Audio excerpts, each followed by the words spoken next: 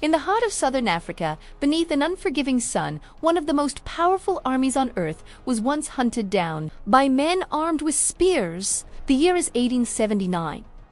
The British Empire, a global superpower at the zenith of its strength, marches into Zulu. They carry the most advanced rifles of the age. They wear the disciplined redcoats that have conquered continents. They believe victory is not just possible, but inevitable. What they do not understand, what they cannot see, is the enemy watching them from the tall grass, listening to them breathe. This is the story of how discipline and intelligence defied an empire. This is the story of Isaac. The British saw the Zulu as a scattered, primitive tribe. This was their first and most fatal mistake. The Zulu were not a tribe. They were a nation forged for war. From a young age, every man was conditioned for peak physical endurance. They trained to run vast distances under the scorching African sun, carrying heavy cowhide shields that could weigh over 40 pounds. They moved with a chilling, silent coordination, guided by instinct, discipline, and the unwavering commands of their leaders. Covering 50 miles in a single day was not considered an extraordinary feat.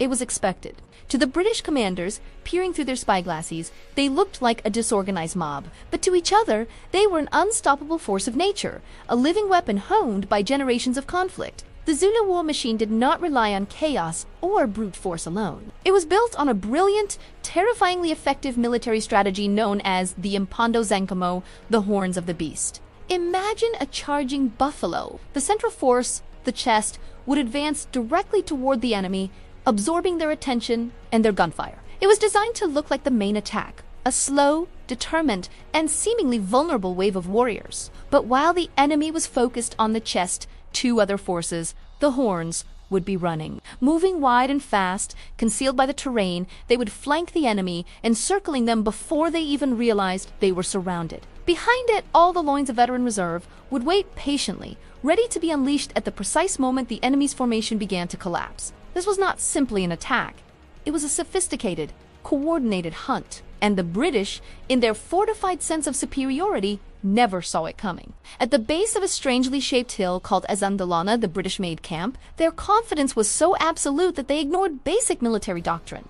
They dug no trenches. They formed no defensive logger with their wagons. There was no sense of urgency, no respect for their opponent. The officers believed the sheer firepower of their Martini Henry rifles could halt any charge, that so-called native warriors would break and flee under the first volley. They were disastrously wrong. As Zulu scouts relayed the British position, a force of over 20,000 warriors began to move. They moved not as individuals, but as one single, silent body, flowing across the landscape. To any distant observer, it would have seemed as if the land itself was alive.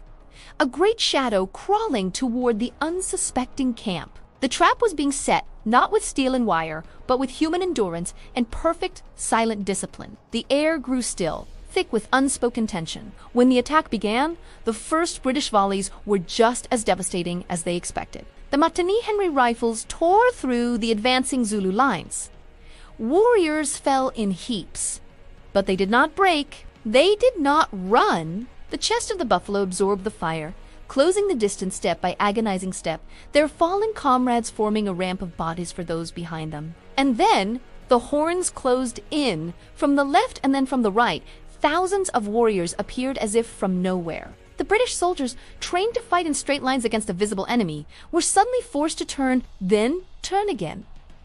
There was no clear enemy line anymore. There was only movement, pressure from all sides. The battlefield descended into a maelstrom of confusion. As the fighting intensified, the crucial supply of ammunition began to falter. Runners couldn't get through the chaos. Orders became fractured and contradictory. The ironclad confidence that had defined the British camp just hours before evaporated into sheer, primal terror. The horns of the Zulu formation were not composed of infantrymen who marched. They were runners, barefoot or in simple rawhide sandals, carrying their shields and spears. They covered the broken ground faster than the British could ever hope to reposition their heavy equipment in rigid formations. They appeared on ridges and in gullies where they should not have been. They attacked from angles no one was defending. They swarmed the rear of the camp, cutting off any possibility of an organized retreat. By the afternoon, what was once a disciplined British line had collapsed entirely into pockets of desperate, isolated men fighting for their lives. They did not fail for lack of courage. They were defeated because they were outmaneuvered, outsmarted, and completely out of their depth. They were defeated by a total lack of understanding of the enemy they had so casually dismissed. By sunset, an eerie silence had fallen over the field of ice where the red-coated camp had stood that morning. There was now only stillness. Over 1,700 British and colonial troops were gone. Entire regiments had been wiped from existence. It was, and remains, the single greatest defeat the British Empire ever suffered at the hands of a non-European indigenous force. When the news reached London, it was met with stunned disbelief. Military theorists across the world struggled to comprehend how a modern army could be so utterly annihilated. The world was watching, and the myth of imperial invincibility was shattered. The British Empire would, of course, return. They would bring more men, heavier artillery, and the full, vengeful weight of their industrial might. They would eventually win the Anglo-Zulu War. But the victory at Isandlwana could never be undone. It stands as a timeless testament to a truth history often tries to hide.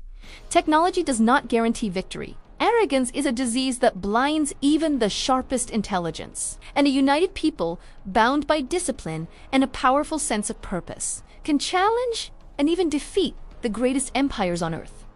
The story of Isandlwana is not just a battle from a forgotten war. It is a lesson, a warning, written in the silent dust of the African plains, a warning to never underestimate those you refuse to understand. Thank you for watching. If this story resonated with you, consider subscribing for more journeys into the depths of history.